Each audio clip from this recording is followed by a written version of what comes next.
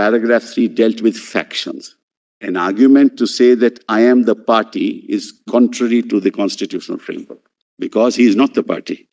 Because the party is registered under section 29A of the Representation of Peoples Act. The office bearers of the party are communicated to the Election Commission.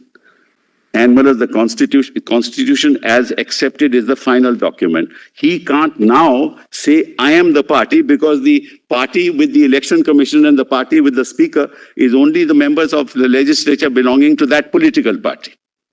So you can't say, I am the party. So that proposition is unfounded in constitutional law. Thus, paragraph 3 as it stood, I'm sorry, you also have that? Yes. Yes. Thus, paragraph 3 as it stood recognized a faction of the legislature party arising as a result of a split in the political party. And your lordships have now read all the documents till July the 4th. Is there any reference to any split? No reference. No mention of split.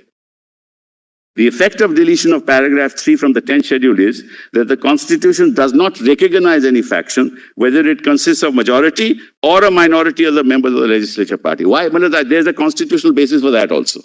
I tell you just why. When I seek election directly from the electorate, I don't seek election in my personal capacity. I seek election on the symbol of the party.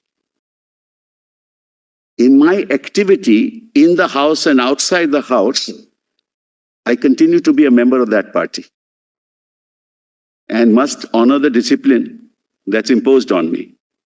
So in the relationship between the legislature and the political party has primacy. The legislature party has not primacy. So when you are interpreting the Constitution, you have to give primacy to that political party whose representative I am in the legislature. You can't in the process give primacy to the legislature over the political party, which the other side is trying to do, by saying, I am the party. It can be one member of legislature, but can he say, I am the party? So within the constitutional framework, the will of the legislators, in fact, is subject to the functioning of the political party both inside and outside the House. Now, he can have dissent outside the House, but no dissent within the House, which is why the whip. Because there he represents. That's why Holohon says you can't go against it.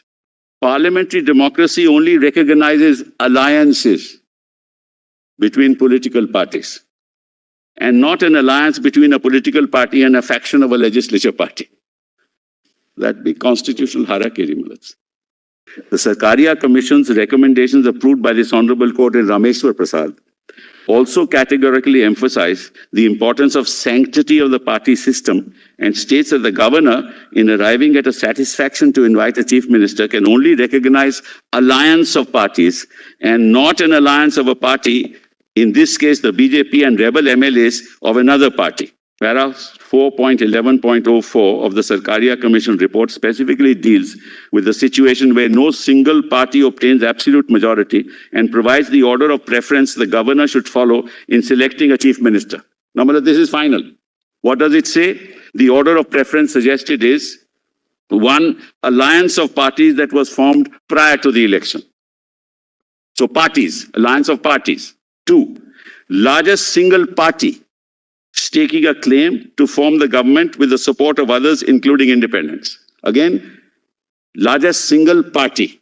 3, post-electoral coalition of parties, with all the partners in the coalition joining the government. And 4, a post-electoral alliance of parties, with some of the parties in the alliance forming a government and remaining parties, including independents, supporting the government from outside.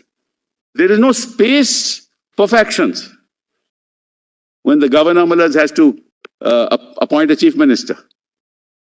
Now, if all of Shiv Sena had gone to the BJP, governor will call for a floor test. If the Shiv Sena itself had gone. Now, this is cast in stone. Now an argument is being raised, it doesn't matter, and which is why, Malad, I said to your lordships the consequences of it. Malad, supposing 2 or 3 members of each political party who don't form the majority go to the governor and say that support of six of these people reduces the chief minister to a minority, therefore call for a floor test. Malad, it would be disastrous for democracy. That's the Ayram Gayavaram principle that we gave up. Would 50 members of BJP today, Malad, support Uddhav Thackerey? Will he call for a test? So, Malad, the whole propositions, the propositions that have been advanced by learned friends are all contrary to basic principles of constitutional law. It is respectfully submitted that under the constitutional scheme, a member of a legislative assembly set up by a political party does not have any independent identity in the House. Dehors the political party on whose ticket he is elected to the House. The same is clear from the following.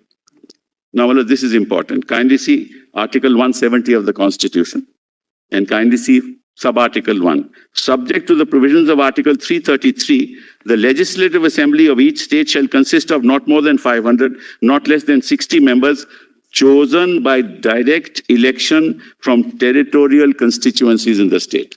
Well, I mentioned that to your lordships yesterday.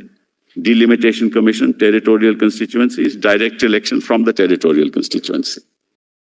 And undisputedly, in the present case, the group of the Shiv Sena legislature party, represented by Eknath Shinde, the faction of the legislature party, albeit a majority, the recognition of a majority of Shiv Sena MLAs by the governor to entertain a doubt about the confidence enjoyed by the government is in the teeth of the provisions of the 10th schedule and of the constitutional scheme related to election of members to the Legislative Assembly. Therefore, governor could not have asked the government headed by Uddhav Thackerey to seek a trust vote on the floor of the House on the 30th of June. On this basis, the governor's decision rather placed a premium on the unconstitutional acts of a faction in the legislature party, allowing them to topple an elected government. He knows because he is not a member of the assembly, but he is part of the legislature. So he knows. So he went outside the scheme of the 10th schedule as well as the scheme of the constitution to recognize a faction. Majority or minority doesn't matter. The governor is knowing fully well that a faction of the legislature party cannot be recognized under the constitution. Sorry, just to pause here. According to you, suppose there is a split, which is now, of course, not recognized. Yes. So, what would have been a split under the unamended provisions of of the 10th schedule? But there is a group of legislators who would otherwise, who have otherwise left they say we have withdrawn support. Correct. Right, whether they withdrew support here or not, that you already made your point. Now, they will incur a disqualification because there is no split which is recognized by the 10th schedule now. Yes. Can the governor not then look at the numbers and say that, assuming that these people say that we have left, whether they incur a disqualification will be decided by the speaker, but this conduct of these people in doing something which is contrary to the 10th schedule also is liable to affect the strength of the House and the strength of the number of parties in that House, or the strength of the party in that House. Can he not do that? No. Because your argument is he can't do that at all. No, forget the majority. This can happen where 2 or 3 or 4 members of each political party can do the same. What you're doing is, when there was no 10th schedule, what used to happen? The same thing. What my lord is putting to me used to happen when the 10th schedule was not there. Right. So you are going back to a state where the 10th schedule is not there. That's my answer. Because that's exactly what your lordships are putting to me. Can't the governor, looking at the fact that these people now say they want to withdraw support, they may be disqualified as a separate issue. Then your submission would be that the governor can't call for a trust vote in oblivious to the provisions of the 10th schedule. No, forget the 10th schedule. He can't call for a trust vote, Maharaj, by recognizing a faction in a political party which has no identity, which has no constitutional identity. That's my submission. Maharaj, your lordships are now looking at them as a group. They are not a group, they are individuals. There is no concept of a group within the legislature. Each is an individual. And government formation is based only on alliances. And therefore, Malaj, calling a trust vote has to be based also on alliances. If it's been reduced to a minority. That's accepted now by Rameshwar Prasad, Malaj. They could have followed, Malaj, the Madhya Pradesh model. Resigned. No, but they wanted to be chief ministers and post, Malaj, so naturally, Malaj. They could have followed the other model. But that also is a constitutional issue which one day your lordships will decide. That's also another issue.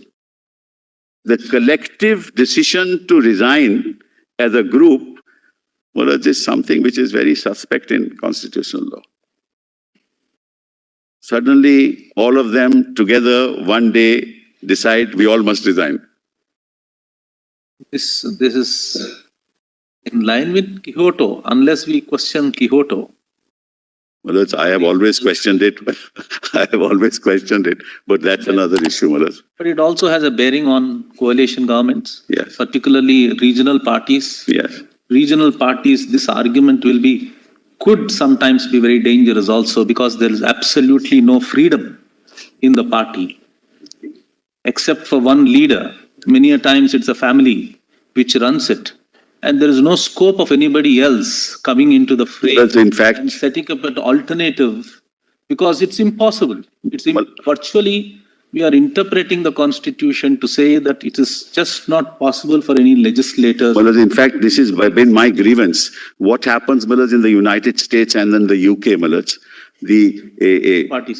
a president, Malaj, of the Republican Party will reach out to Democrats to get a bill passed. The insurance, actually, Barack Obama had to reach out to the Republicans for his insurance bill. And in the UK, the same thing, the Conservative Party or the Labour Party reaches out to the opposition members. There is no such thing as defection.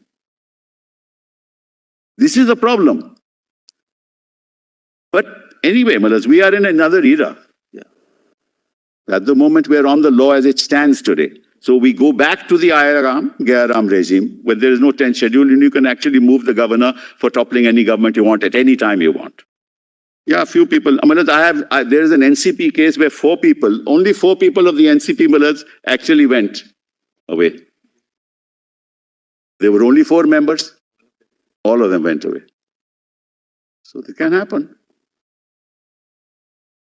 So according to, going back to the Sarkaria Commission report, which was relied upon in Rameshwar Prasad, this was a post-electoral coalition of parties. That's correct. Of course, with the support of some independents as well. Yes.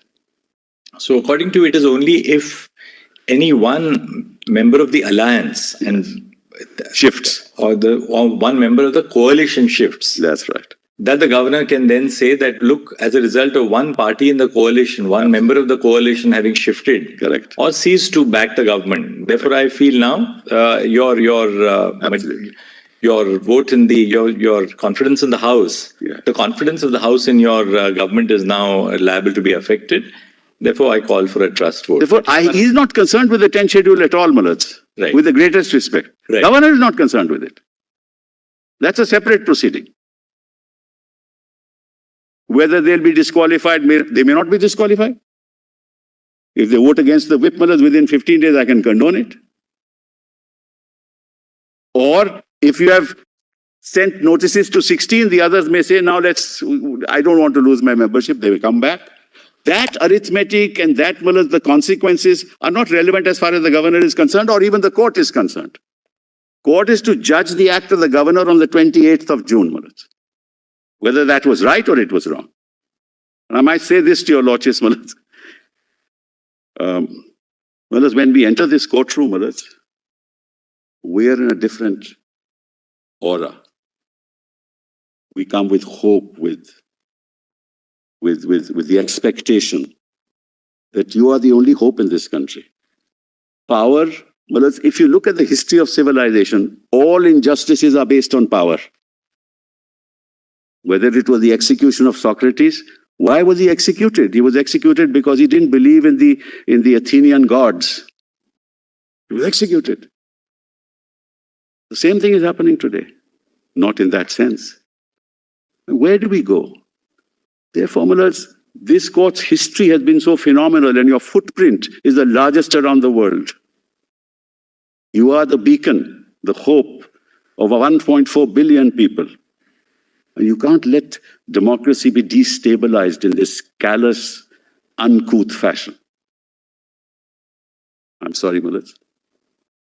But then taking your argument to its logical conclusion, that means that the governor cannot really have regard to any individual movement of a group or a number of MLAs or MPs. That's Bomai, Mullah. Yes, exactly.